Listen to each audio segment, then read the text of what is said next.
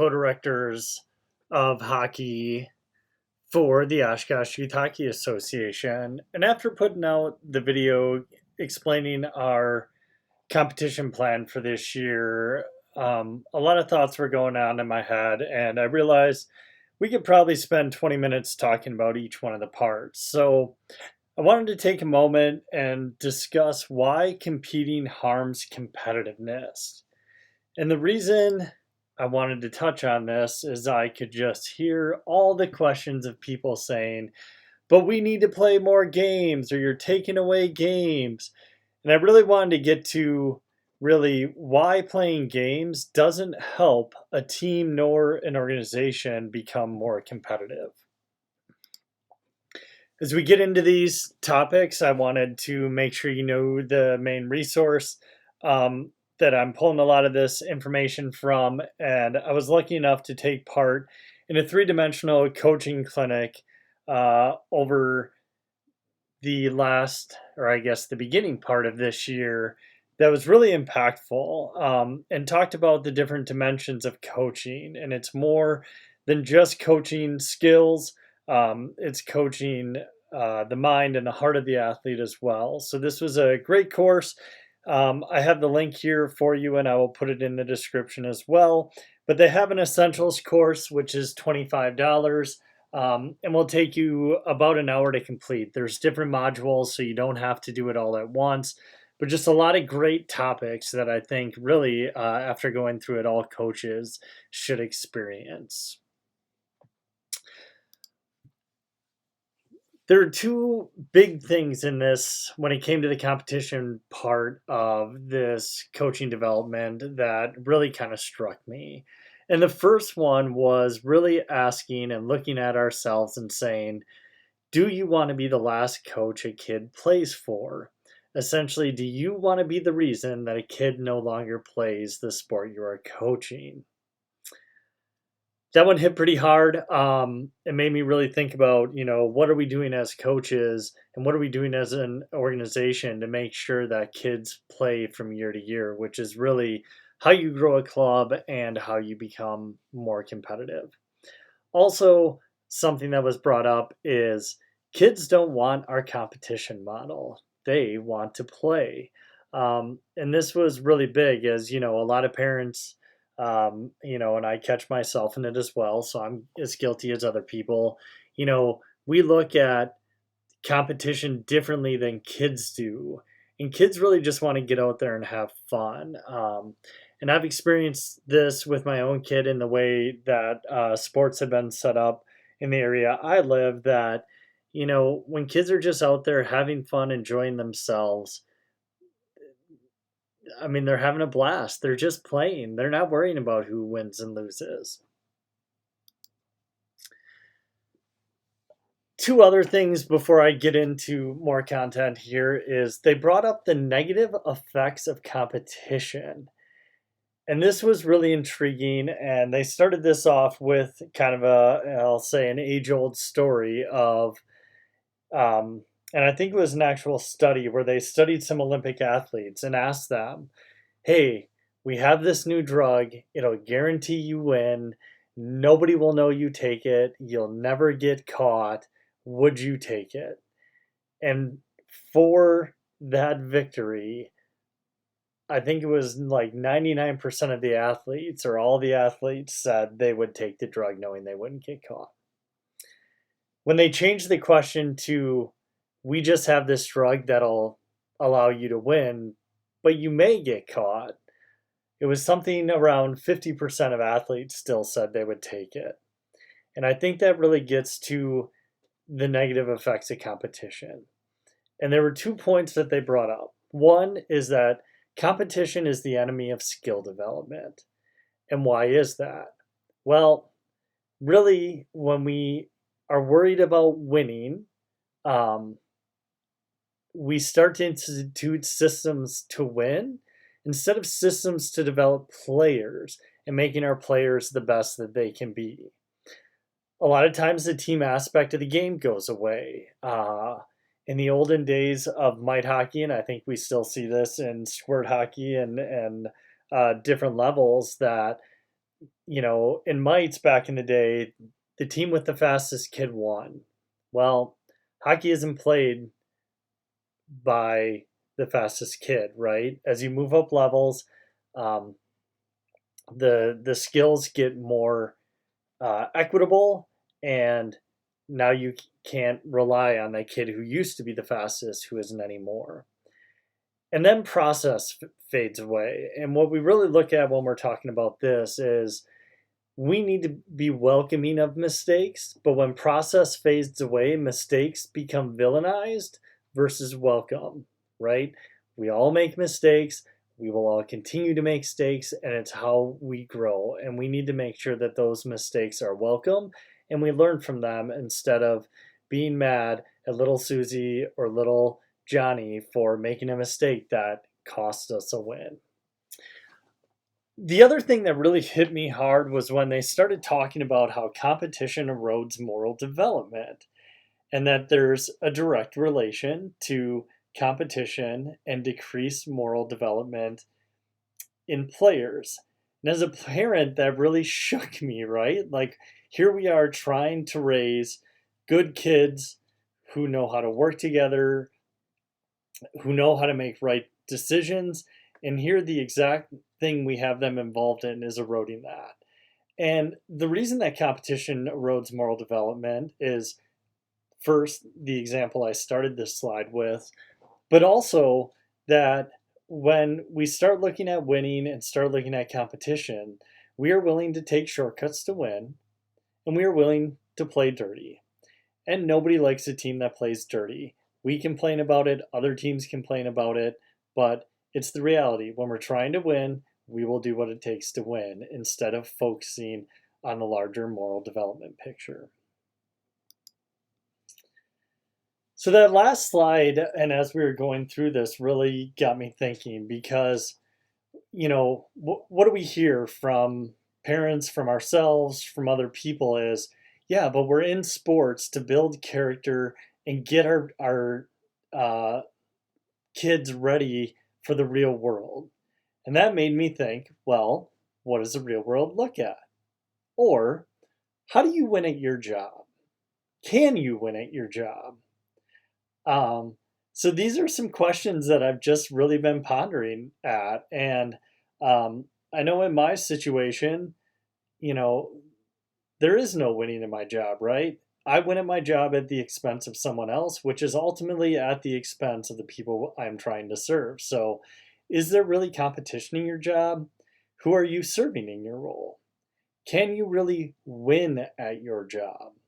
And then thinking about, do you thrive better in a culture where you are micromanaged or where you're being developed?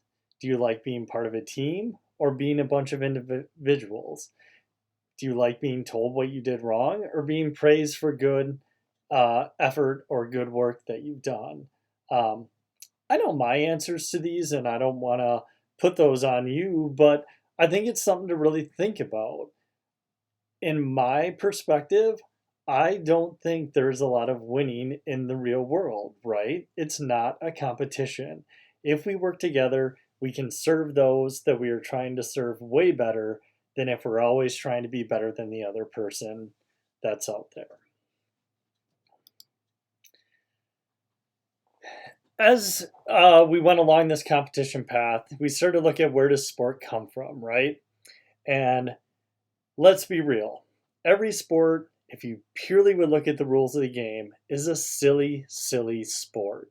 Who decided, hey, let's put blades on our feet, grab a stick, grab a hard object, and try and knock it into this goal that's this size?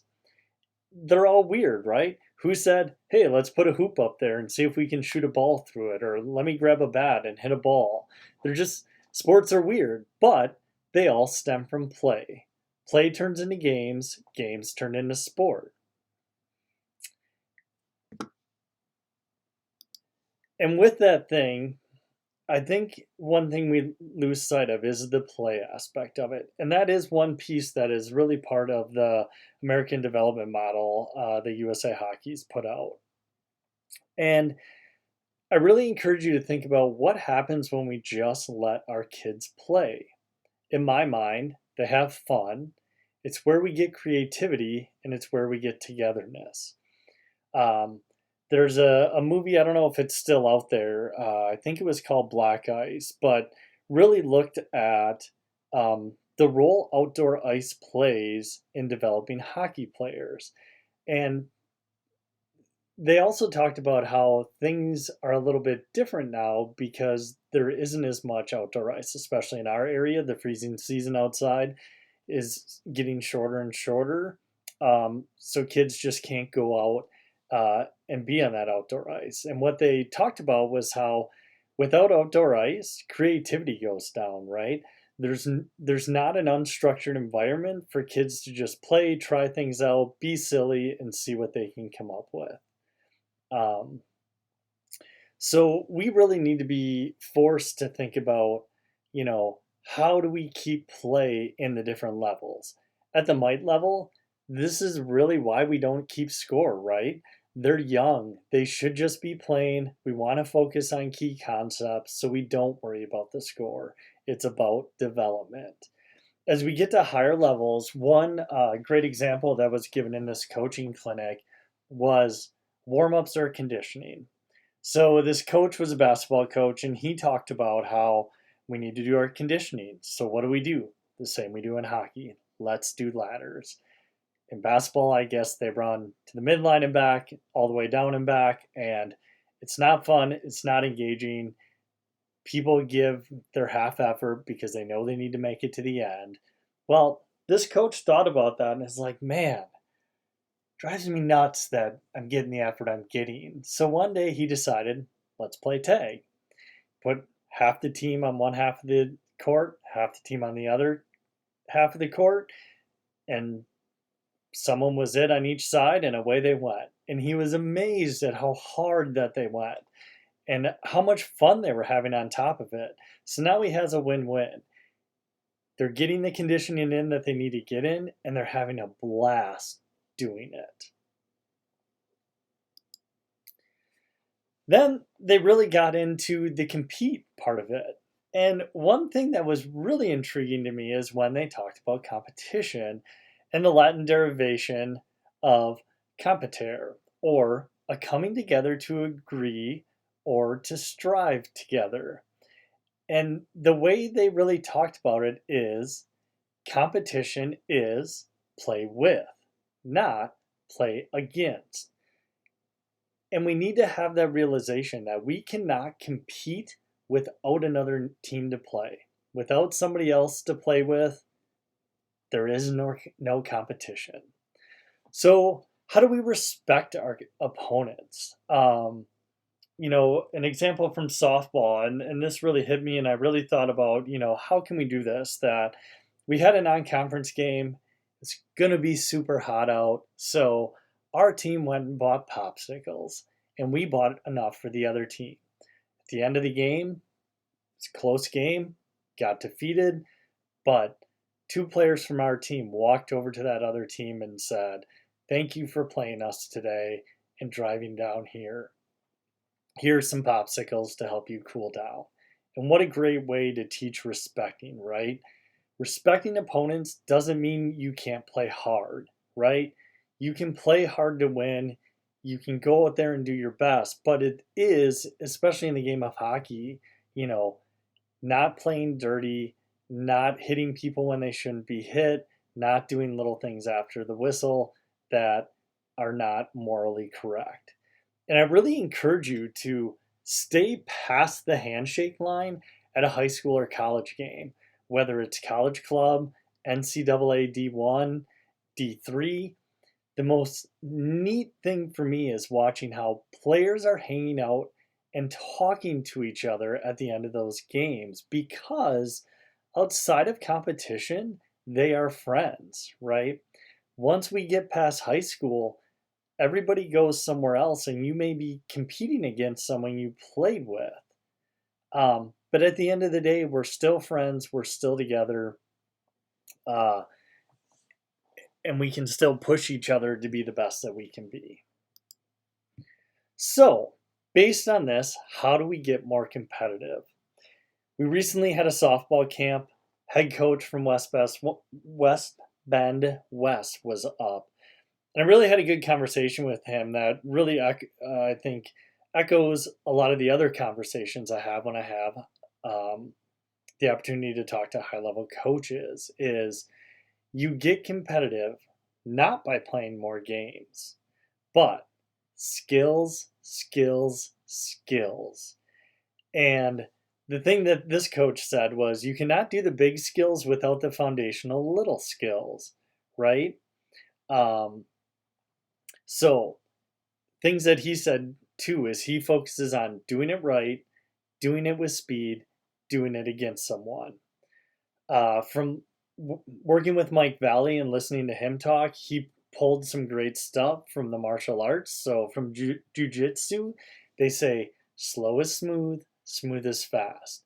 If you've ever been around me when I work with goalies, I repeat this all the time, right? Do it right in a slow manner. Then we're going to move up to doing it smooth. And once you can do it smooth, smooth becomes fast. And I really, as I watch Bobby do power skating stuff, this is a core of what he's doing, right? Let's break it down. Let's do it smooth. Smooth is fast, and kids get faster going through that. And if you're unsure about this, and I've talked to the high school coach and I've coached at UWO, so I'm not throwing anybody but under the bus here, but we are missing the skills. Go watch a high school game. There are so many underdeveloped skills. The first being skating. Some of those players do not have strong skating fundamentals, and that's why they can't compete. It's not that they don't know how to break out. It's not that they don't know how to do a neutral zone trap or a left wing lock or a basic 2-on-1 for a forecheck. It's that they can't get to where they need to go. They can't win puck races. So as we're developing those skills, the more foundational skills we get into players when they move up levels, now they can start doing the more advanced things that those coaches are really equipped to teach. And I also, because these are two local teams, there's a stark difference between UW Oshkosh and Marion. Um, some of those are based on ice time and things they can do in practice, but go watch when those two teams play each other. The reason the outcomes are the way they are is there's a skill difference. Okay. So some of that's simply in recruiting. UW's a solid team. They're a top half of their division. So it's not like they're bad, but from the best of the best to middle of the road, it's a skill gap. It's not an aptitude gap. It's not about being able to run systems. I mean, it is a little bit, but the reason they can't run certain systems is because they don't have the skills. And when Bobby and I talk about this, a big thing that I always bring up is, especially in the youth level, I should never, like, I don't feel like I ever need to teach a system. I shouldn't have to teach a breakout, a forecheck, because it's all predicated around three core skills. If you can skate, pass, and know how to support the puck, you can break out of a zone, you can get through the neutral zone, and you can have a good attack in the offensive zone. You can also play D zone really well because you understand the concept of puck support and you're trying to get in the way of that puck support. So, again, really, to be more competitive, it's about skills.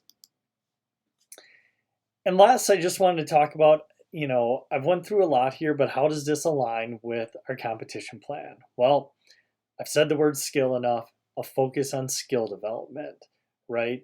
We want to fine tune those foundational skills that are used in the larger concepts. Also, a focus on play. In hockey, you'll hear these called small area games. These are where we take those skills and play with them and compete with them. And then also periodization, right? We need to build skills before we worry about winning. And really, as I said in the competition, plan, that we aren't worried about winning. We're worried about building skills, and when we built the skills, the winning will come. We guarantee it. When we have the skills, the winning will come. We'll be more competitive. We'll be able to move up divisions. So really hope this helps you see why games are not the answer to competitiveness. Skill development will make us more competitive, will grow our organization, and help us move up divisions. As usual, if you have any questions, here's our email. Please include your name and phone number so we can have a conversation. Um, but I really hope this helps you see a little bit more insight into our competition plan and why games are not the answer to becoming a more competitive organization. Thanks for listening. Looking forward to seeing you around the rink. Have a great rest of your day.